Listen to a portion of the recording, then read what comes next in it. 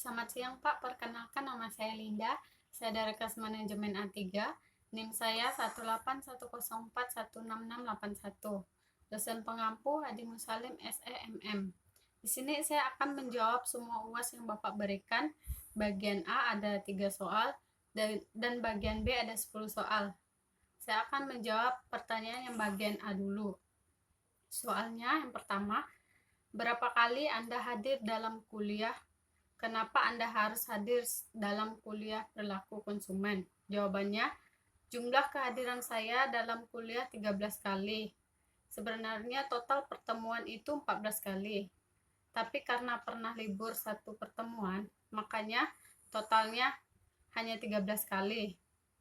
Saya hadir dalam perkuliahan mata kuliah perilaku konsumen karena sebagai syarat untuk memenuhi mendapatkan nilai dan sebagai syarat untuk wisuda.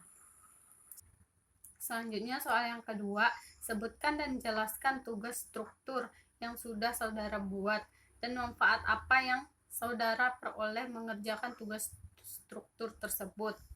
Jawabannya, untuk tugas struktur ada 1 tugas yang diberikan oleh Bapak dan tugas biasa ada 6 tugas. Tugas struktur yaitu tentang proses keputusan pembelian produk dan faktor-faktor yang mempengaruhi dalam pembelian produk. Manfaatnya yang saya peroleh dalam mengerjakan tugas yang barusan saya jelasin, tadi manfaatnya mendapatkan ilmu yang sangat bermanfaat dan berguna bagi saya, terutama apabila dalam melakukan atau sebelum membeli suatu produk atau barang. Saya dapat menentukan keputusan dan mengikuti solusi dari teori yang sudah saya dapatkan, sehingga saya dapat membeli barang dan tidak ada penyesalan lagi bagi saya untuk memilih barang atau produk tersebut.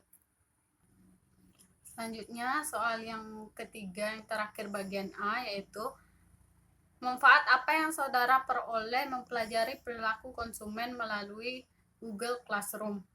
Jawabannya adalah manfaatnya tentu saya memperoleh ilmu yang sangat bermanfaat dan berguna yang diperlukan konsumen, lebih banyak mengajarkan ilmu tentang cara kita berbaur dengan masyarakat, cara kita menarik simpati masyarakat. Jika kita menjual suatu barang atau produk, dan juga kita diajarkan cara strategi dalam menjalankan suatu bisnis, serta kita juga diajarkan sebelum bertindak melakukan sesuatu, kita diberikan solusi atau strategi yang sangat bermanfaat untuk kita melakukan atau menentukan keputusan yang tepat. Selanjutnya saya akan menjawab soal bagian B. Soal pertama yaitu sebutkan 5 faktor tingkah laku manusia. Yang pertama yaitu jawaban genetika, sikap, norma sosial, kontrol perilaku atau pribadi, dan kekuasaan. Yang kedua, sebutkan 4 sifat dasar yang harus dimiliki seorang penjual. Jawabannya, yang pertama, pengetahuan akan diri sendiri, pengetahuan akan barang dan jasa. Yang kedua, mengetahui tentang langganan atau calon pembeli. Yang ketiga, kepribadian penjualan. Selanjutnya soal nomor 3. Sebutkan 5 peran dalam proses pengambilan keputusan pembeli. Jawabannya yaitu memaksa atau mengetus. Yang kedua, memberi pengaruh. Yang ketiga, mengambil keputusan. Yang keempat, membeli. Yang kelima, memakai. Soal nomor 4, apa yang dimaksud dengan perilaku konsumen? Jawabannya, perilaku konsumen merupakan suatu proses yang berkaitan erat dengan proses pembelian. Pada saat itu, konsumen melakukan pencarian, penelitian, dan pengevaluasi produk. Perilaku konsumen merupakan hal-hal yang mendasari konsumen untuk membuat keputusan pembeli. Yang termasuk ke dalam perilaku konsumen selain mengenai kualitas produk, juga meliputi harga produk atau jasa tersebut. Jika harga suatu produk atau jasa tersebut jika harga suatu produk tersebut tinggi, maka konsumen tidak akan terlalu tinggi. Maka konsumen tidak akan terlalu lama membutuhkan waktu untuk memikirkan dan melakukan aktivitas perilaku konsumen. Namun, jika harga suatu barang atau jasa tersebut bisa dibilang tinggi atau mahal, maka konsumen tersebut akan memberikan effort lebih terhadap barang tersebut. Pembelian tersebut akan semakin lama melakukan perilaku konsumen, seperti melihat, menyenangkan, mengevaluasi, dan mempertimbangkan. Soal yang nomor 5, apa yang dimaksud dengan faktor kebudayaan sebagai hal yang mempengaruhi perilaku konsumen?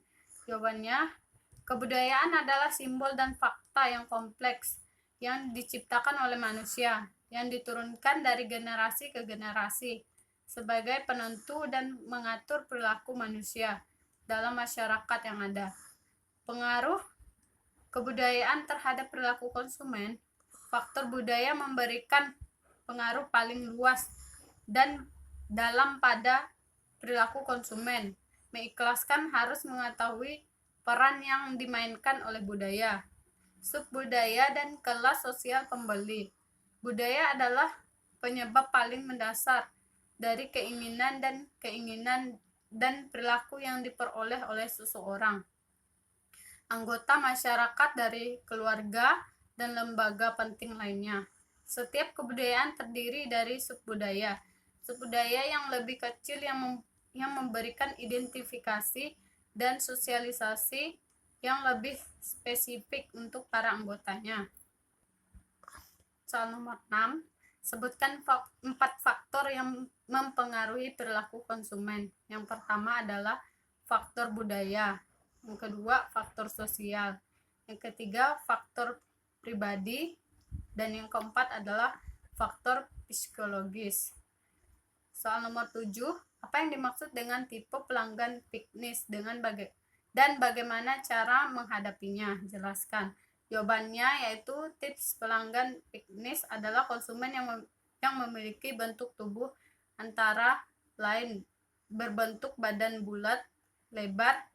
Pelanggan atau konsumen ini pada biasanya sifatnya ramah, tenang, suka berbicara, dan suka humor. Dan untuk menghadapi adalah dengan melakukan percakapan yang dilakukan dengan penuh perhatian, ramah, dan sedikit humor. Menghindari perdebatan atau tidak bersifat konfrontasi. Menyapa dengan kata-kata, "Wah, hari ini kedatangan Raja Uang." Dan jangan mempersoalkan siapa dan perilaku tertentu yang dianggap kurang sopan, karena tipe piknis suka sekali humor. Sekarang soal nomor 8, yaitu apa yang dimaksud dengan tipe pelanggan atletis dan bagaimana cara menghadapinya. Jawabannya, tipe pelanggan atletis adalah konsumen yang memiliki bentuk tubuh cukup panjang, berotot, dan kekar. Wajahnya bulat, lonjong. Pelanggan tipe ini umumnya berpenampilan tenang, jarang humor, dan tidak mudah percaya pada hal-hal yang belum diketahuinya. Dan untuk menghadapinya, kita dapat menghindari perdebatan yang tidak bermanfaat, memberikan kesan positif seolah-olah pelanggan adalah orang cerdas. Kita harus menghindari sikap berburu-buru dalam melayani pelanggan. Apabila bertanya, hendaknya dijawab secara jelas dan sistematis, agar ia mempercayainya, dan menghindari sikap yang tidak menyenangkan walaupun ia tidak jadi membeli barang. Soal yang ke-9, yaitu apa yang dimaksud dengan tipe pelanggan analitis dan bagaimana cara menghadapinya. Pelanggan analitis adalah tipe pembeli yang mungkin paling sulit dihadapi oleh banyak penjual. Pelanggan analitis adalah mencari tahu dengan seksama mengenai barang yang akan mereka beli. Mereka akan melakukan riset secara lengkap mengenai harga, klarifikasi, bahan, review, komentar, dan informasi lainnya yang bisa ditemukan. Pembeli ini akan membutuhkan waktu lama sebelum memutuskan. Dalam menghadapi pelanggan seperti ini, butuh kesabaran, karena mereka akan banyak bertanya untuk mengumpulkan data dan informasi yang lengkap secara saran pengambilannya. Soal terakhir, bagian B nomor 10, yaitu sebutkan 3 ciri pelanggan lanjut usia dan bagaimana cara menghadapinya. Yang pertama, sangat sulit berpengaruh bujuk rayu petugas. Yang kedua, sudah menatap dalam memilih barang yang diinginkan. Yang ketiga, acap kali menyenangkan barang-barang yang sudah ditinggalkan zaman. Cara menghadapinya adalah harus banyak menyisihkan waktu untuk melayaninya, penuh pengertian dan kesabaran yang disesuaikan dengan kecepatan gerak pelanggan. Dan apabila harus menasehatinya, janganlah berbuat seolah-olah nasihat tersebut datang dari orang yang lebih muda. Tetapi coba usahakan kesan bahwa nasihat tersebut datang dari orang yang sebaya dengannya. Demikian jawaban UAS yang saya sampaikan. Terima kasih.